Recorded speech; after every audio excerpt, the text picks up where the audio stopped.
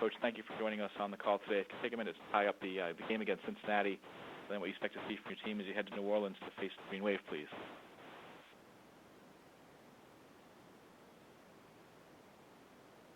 And we have Coach Rhule on the line. Coach, got on. Sorry, guys. You there? We do. We do have Coach Rhule on the line. Coach, if you just give us a brief synopsis of your last game against Cincinnati, and then what you expect to see as you face the Green Wave on Saturday, please. Yeah, just thought it was a great college football game on Saturday. Great effort by our defense. Really, the offense probably spotted, Cincinnati 7 points there, and just 1 2-minute drive, which was really well done by Cincinnati. But thought our kids on defense played really well.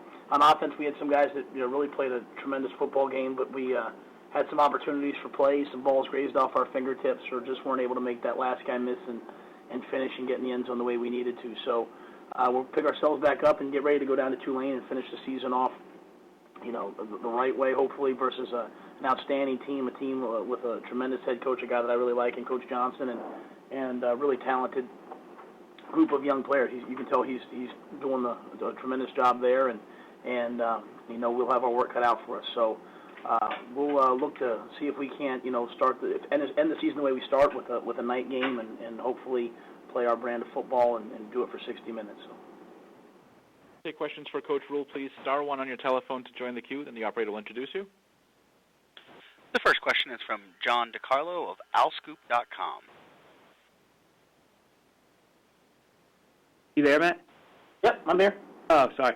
I know after the game on Saturday, you kind of put a lot of the blame on yourself, and you kind of took a lot of it personally and talked a lot about that. What made you say that? I mean, what kind of moved you to say those things after the game? Well, I just felt like I didn't do my job well enough. To come out there and play that well on defense, and to not make the plays in the red zone, and the way that we should have made on offense, to have the clock mistakes, to have the timeouts taken. Whether I could sit there and a lot of coaches would sit there and rationalize each one. Well, I did this because of that. Well, I'm not. That's not who I am, and you know that, man.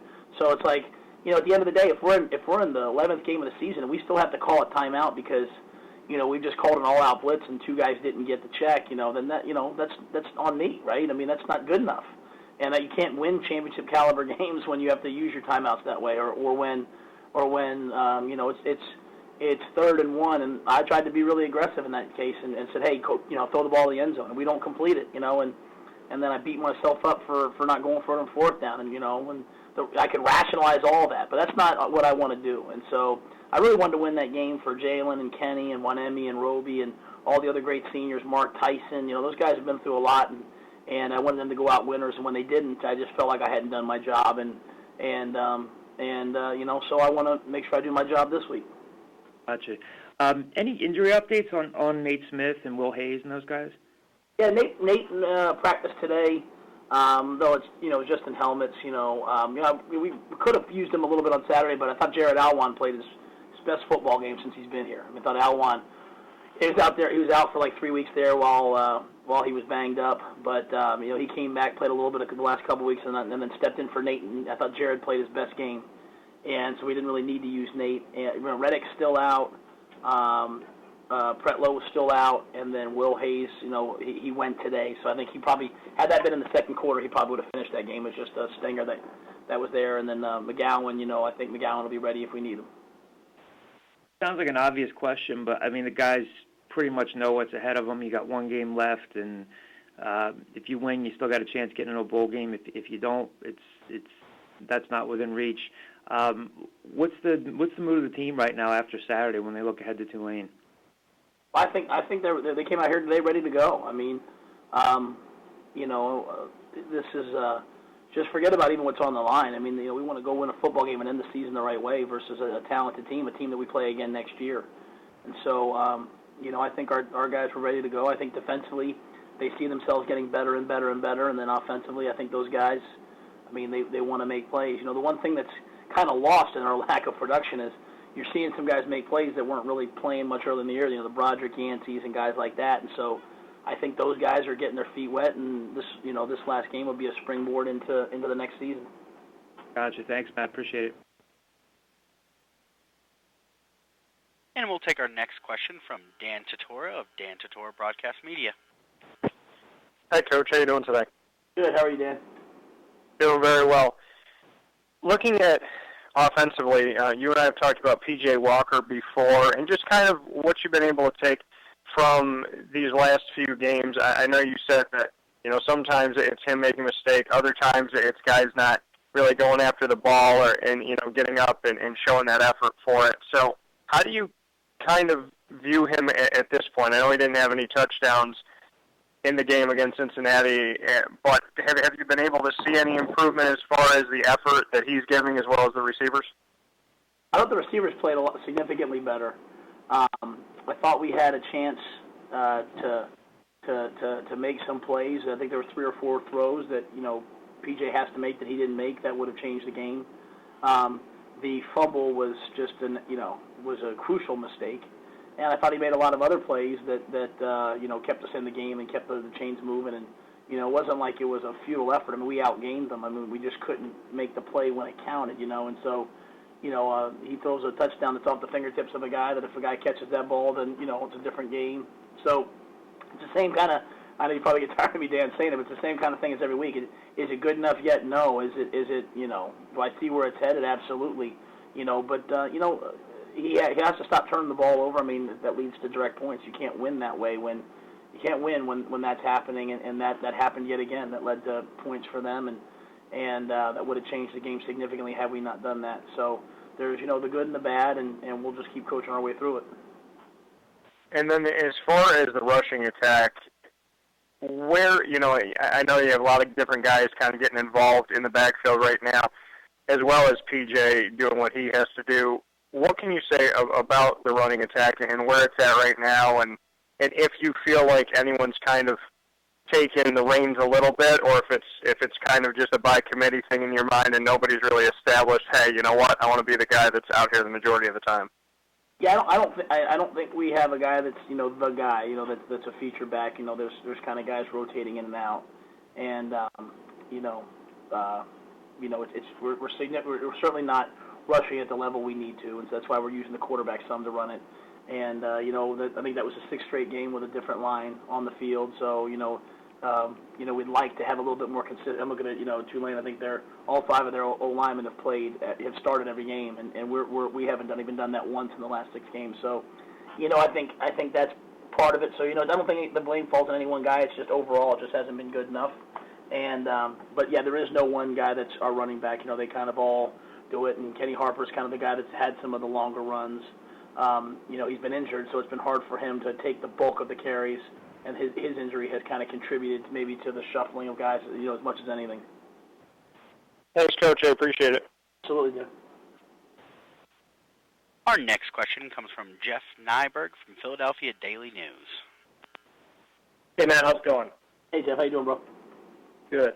I'm sure by now you've had a chance to look at Tulane a little bit. But what are some things they do well, and what's some challenges they're going to present this weekend? Well, they're a tremendously aggressive attacking defense. I mean, they're gonna put 9 guys at the line of scrimmage, play man to man, challenge you. It's it's really fun to watch them play defense. They have a linebacker, Nico Marley, who at 5'10", 5'9", 205, 210 pounds, is all over the field, and so they're as aggressive a defense as we've seen, which, in the second half against us, Cincinnati really just kind of turned it up and started blitzing and playing man, which they hadn't done before.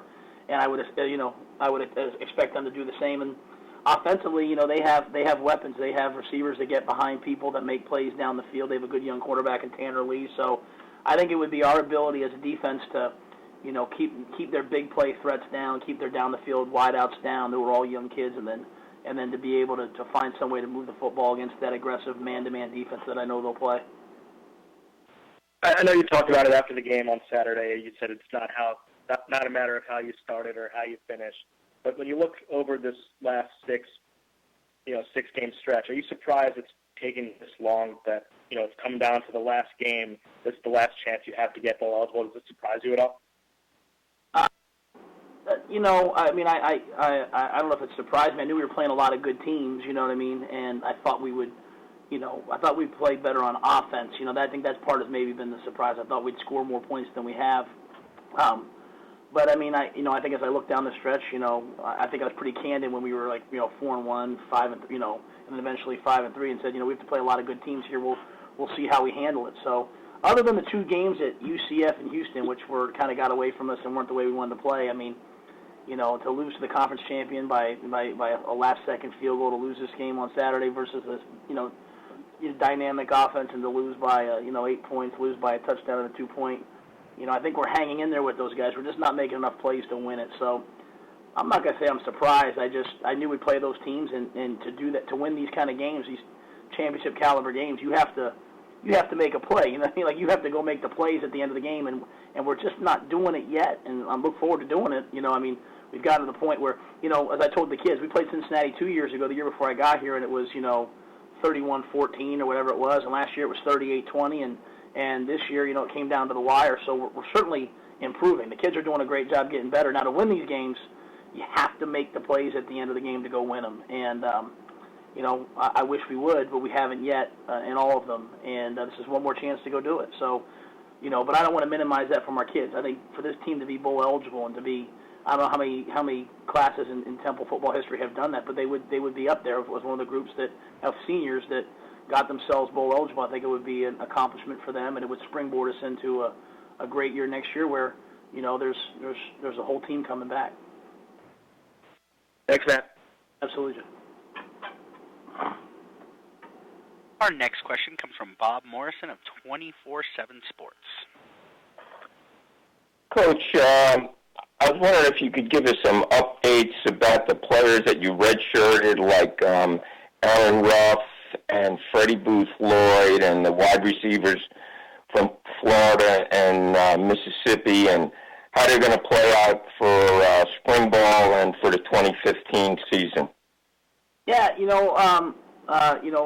at wide receiver, we signed Ventel Bryant, who we thought about playing, and just he's a little bit thin. He's a 6'4" receiver. I think he's done a great job for us on the look teams. And Matt Eaton from Mississippi, the wide out, 6'4". He played in the first couple games and then got injured and hurt his knee, so wasn't able to really finish the year. But look forward to him coming back in the spring and using this as a medical redshirt, hopefully, and moving forward. I think on the offensive line, all three kids that we signed, James McHale, Aaron Ruff, and Jalen Robinson, all three of them have tremendous futures. They're all 300-plus pounds, strong, aggressive, athletic guys. Probably some with the injuries we've had, maybe they could have helped us as the year went on. David Hood played a little bit early and then, got injured. So both he and Zaire using this year as redshirt years. And I look forward to Zaire Williams and David Hood helping us in the fall. Frank Newtile and Lenny Williams at quarterback, both redshirted this year. So they'll give us some depth as we head into the spring. I'm just trying to think if there's another wideout that I'm forgetting about. Marshall Ellick, who I was really high on in the spring, who came in mid-year last year. We redshirted him, and look forward to him playing well. Then on defense, Michael Dogby played a lot early and then got hurt, and was in that window where he could hopefully medically redshirt, and he's, if he can get healthy, I think lineman. Freddie Booth Lloyd, redshirt, and I look forward to Freddie having a tremendous career. Brendan Thrift is going to be an outstanding defensive lineman. We really like him. Kip Patton, we signed as a tight end, but he's already, we thought he'd be a 240-pound tight end. He's already about 265 pounds. So I don't know, Bob, if he'll end up as a D tackle or a tight end or what. He's got all the athletic ability in the world. At safety, Jaquise Thomas is, I think he's put on 20 pounds since we got him. He's already 205 pounds at safety, and he looks like he'll be a good player. He's redshirting right now, as well as Shamir Beerfield, who was a highly recruited kid out of St. Peter's Prep, who we traveled to the first 4 games and didn't play him, hoping that he could get a little bit bigger and stronger. So I think that's everyone that we signed. Jared Folks at linebacker, who we signed as a 210-pound linebacker. He's now up to about 220, and he looks like he's going to be a heck of a player. So I like that group of kids. I think they'll all play for us in the long run, and maybe could have helped us this year. But Bob, there were some teams we had with Al, as I said after the game, that I thought could have taken another step had we had some of the kids, that played for 4 years, stayed for a fifth. So, we made that decision, and I think it'll pay off in the long run. Coach, as I recall, when you first came back to Temple, there was some, you weren't really happy with how the layout of the scholarships were by class. And if my memory serves me right, there's only like 5 or 6 scholarship seniors. So after this class, are you going to be having the classes and positions in the way that you want, and will you be at the 85 scholarship maximum limit? Yeah, we'll be at 85 this year, and this is a large senior class coming up next year. So I think after this year, what you'll see is, so not this recruiting class, but next year's recruiting class. So like when Ioannidis and Matakevich and all those guys graduate, or they play next season, I think you'll see a large ability to really get some mid-year kids in here, get a full 25 kids in, and really, what you'll have to do, because that'll be a good senior class next year. You have to do a great job of replacing a lot of really good players, and I think everything will kind of be laid out the way you've wanted it. So, we spent 2 years just trying to, whether it's been redshirting guys or moving guys, trying to get it where you're not lumped at one position with too many scholarships. I think we'll be laid out better as we move forward. And my final question, Coach, is I'm sure you're aware that SMU is going to announce a new head football coach today. I was just curious, do you know anything about Chad Morris, besides that he used to be the offensive coordinator at Clemson, at Tulsa, and was a highly successful high school coach in Texas? Yeah, that's what I know, he's done a great job everywhere he's been, and I'm sure he'll have instant connections in Texas as they recruit, and he goes back to those guys that he's known for a long time. So he's a tremendous football coach. I'm sure he'll do a good job. Thank you for your time, Coach. Best of luck on Saturday. Yes, sir. The next question will come from Henry Clay of CBS Radio Sports Philadelphia. Good afternoon, Matt. How are you? I'm good, sir. How are you? Good. What good things will you be looking to take away from Saturday's game that the young people can take into the off season, and for the young men who will graduate can take with them?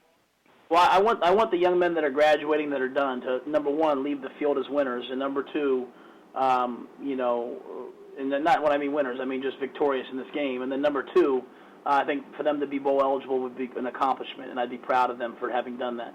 And then number two, for the guys that are coming back, I think that it's a tremendous opportunity for them to go play a game where there's something on the line, where there's bowl eligibility on the line. We haven't always been great when there's pressure. Sometimes when there's pressure, we've kind of played tight. And so if they want to be the team that they want to be in the future, they have to learn how to go play games where there's something on the line. In this game, there's something on the line. There's bowl eligibility on the line. And so I want to see our team that's coming back next year go out and embrace that challenge, not feel pressure, but feel exhilaration from it, and go play their best game. And if they do that, I think it'll be a great segue into the off season, and it's a great way to send out a great group of seniors. Very good, sir. Thank you, and good luck this weekend. Thank you very much.